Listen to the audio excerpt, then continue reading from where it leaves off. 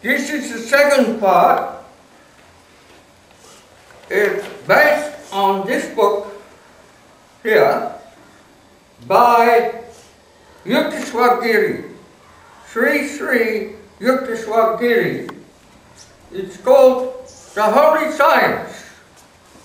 He was the guru of Paramahansa Yogananda. Now, I'm going to give the message of his book. The message is this: we are in Dwapara Yug, not Kali Yug. We are not in Kali Yug. My favorite videos on YouTube are those from the Duderinock, who is a relative of Super Indigo Bear, including Coast to Coast Radio. Thank you, George.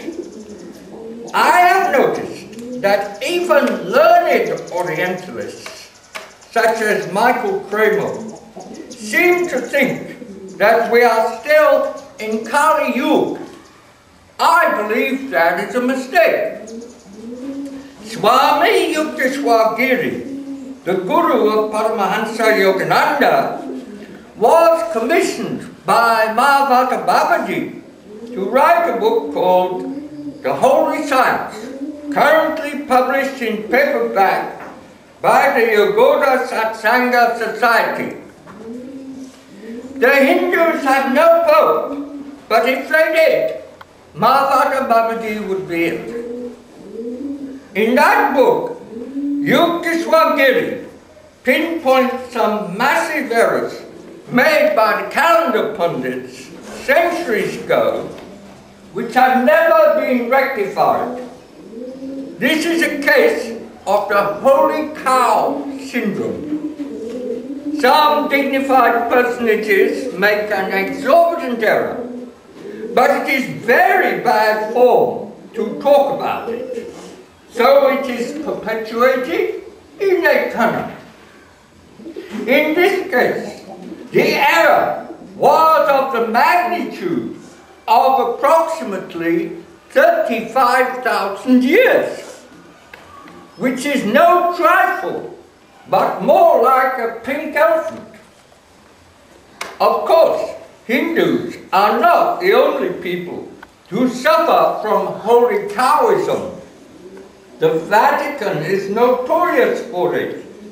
They call it the deposit of faith.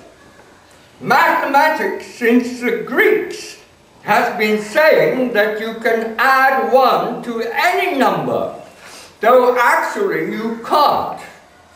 Descartes is a holy cow these days, so is Darwin. Einstein is well on the way, and Stephen Hawking not far behind him.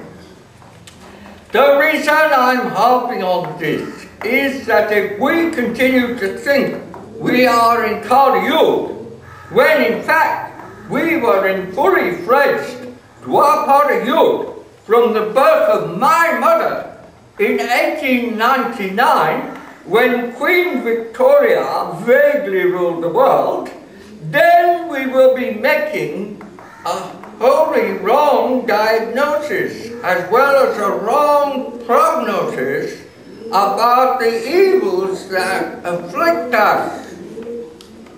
This is a message of hope. We now have absolutely no reason to be afraid of anything. The Sovereign Lord is leading on, and victory is sure. We are going to win. The actual Kali Yug lasted 2,400 years. It had a descending cycle of 1,200 years, from 701 BC to 499 AD. So 499 AD is the darkest and most dismal point of the whole cycle of the zodiac of 24,000 years. It had an ascending cycle of 1,200 years, from 499 AD to 1699 AD. Notice that we get the Royal Society from 1660 and Isaac Newton's best work from 1670. That is like a new dawn. The 200 years from 1699 to 1899 is in the Dwapara Sandhi, which means the transition or mutation period from Kali Yug energies to Dwapara Yug energies. Gradually, our consciousness ascends to the point where we can understand the subtle forces of electricity and electronics. And then will come magnetism, the key to everything, because it is the interface between pure spirit and condensed spirit.